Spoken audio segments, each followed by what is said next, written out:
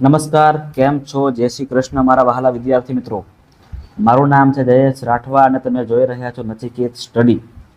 આપણે શીખી રહ્યા છીએ મિત્રો પ્રેક્ટિસ વર્કનું સોલ્યુશન, જેમાં ચેપ્ટર નંબર 3 યામ ભૂમિતિ. અને એમાં મિત્રો આપણે અત્યાર સુધીની અંદર સ્વાધ્યાય 3.1 અને સ્વાધ્યાય 3.2 જે ખૂબ સિમ્પલ હતા એ આપણે સમજાવી ચૂક્યા છે. આપણે વિડીયોઝ એનો બનાવી ચૂક્યા છે. આની પહેલાંના વિડીયો મિત્રો તમે નથી જોયા તો જોઈ લેજો. 3.1 જેમાં તમને સૌથી પહેલાં યામ ભૂમિતિમાં યામ સમતલમાં બિંદુઓને કેવી રીતે ઓળખવા અને જાણવા મૂકવા એ તમને ખબર પડશે. અને 3.2ની અંદર મિત્રો ચરણ કોને કહેવાય અને કયું બિંદુ કયા ચરણનું છે એની આપણે વાત 3.3માં કરેલી છે. હવે આપણે આજે સ્વાધ્યાય 3 ની શરૂઆત કરીએ છીએ મિત્રો. તમારી એક્ઝામ માટે મિત્રો મોસ્ટ આઈએમપી સ્વાધ્યાય ગણી લેજો, કારણ કે આ ચેપ્ટરમાંથી મિત્રો તમને ટૂંકા પ્રશ્ન ખાસ પૂછાતા હોય છે.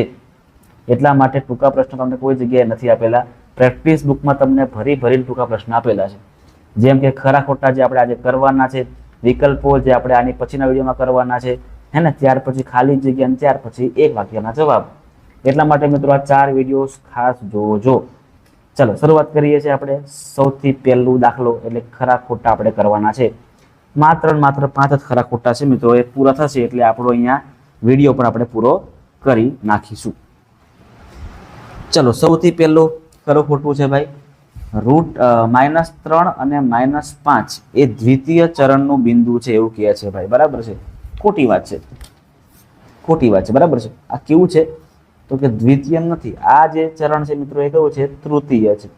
જ્યારે બંને માઇનસ આવે તો એ કયું કહેવાય? તૃતીય ચરણનું બિંદુ મિત્રો કહેવામાં આવે. એટલે ખોટું. પહેલું વિધાન કેવું છે આપણું? ખોટું છે. આગળ વધીએ છીએ. યામાક્ષો 0 યામાક્ષો છે મિત્રો એ પરસ્પર છેદે. સાચી વાત છે. તમને સમજાવું કે આ એક્સ અક્ષ છે, બરાબર છે, અને આ વાય અક્ષ છે. હવે મિત્રો એક્સ અક્ષમાં અહીંયા 0 આવે અને વાય અક્ષમાં 0 અહીંયા જ આવે. મતલબ કે યામાક્ષો 0 એક્સનો 0 અને વાયનો 0 બંને પરસ્પર છેદે છે. મતલબ કે આપણું આ વિધાન કેવું છે? એકદમ 100% સાચું છે. આગળ -5 એ એક્સ અક્ષ પરનું બિંદુ છે. તો ના મિત્રો, જ્યારે એક્સ અક્ષ પરનું જ બિંદુ હોય તો એનો એક્સ યામ તો કોઈ સંખ્યા હોય, આ સાચી વાત છે, પણ આ જગ્યાએ કિંમત ના હોય. આ જગ્યાએ હંમેશા શું હોય? 0 હોય. ધારો કે -3 0, ધારો કે 5 0, ધારો કે 11 0. બરાબર ને? જો વાય અક્ષ 0 હોય એનો મતલબ કે એનો એક્સ યામ પરનું બિંદુ છે.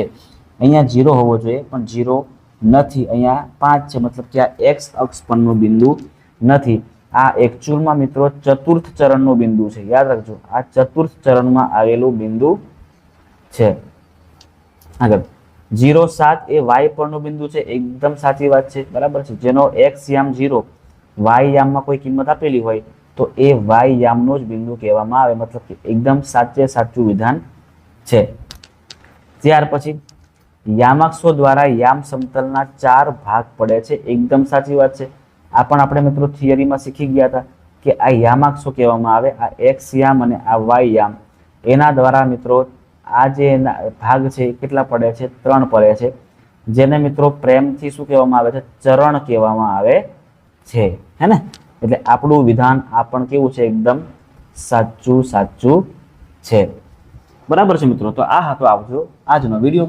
પૂરું થઈ ગયું. આટલું જ આપણે કરવાનું છે, હે ને? આપણે અલગ અલગ વિડીયોમાં અલગ અલગ કામ કરીએ છીએ, એટલા માટે બધું ભેગું લેતા નથી. આની પછીના વિડીયોમાં મિત્રો આપણે વિકલ્પોનું સોલ્યુશન કરવાના છે. વિકલ્પો જે 15 છે મિત્રો, એ 15 વિકલ્પો તમને સમજાવીશ અને સોલ્વ કરાવીશ. અને એમાંથી ઘણા બધા પ્રશ્નો તમારી એક્ઝામમાં પૂછાઈ જાય એવા છે. એટલા માટે ખાસ મિત્રો વિડીયો જોજો. આ વિડીયોને પણ એકવાર તમે જાતે જોઈને સમજી લેજો. જો તમને વિડીયો ગમ્યો હોય તો વિડીયોને એક લાઇક માર દેજો. તમારા મિત્રો સુધી આ વિડીયોને અચૂકથી ભાઈ શેર કરજો. અને જો તમે ચેનલ પર નવા છો તો ચેનલને ખાસ સબસ્ક્રાઈબ કરી નાખજો.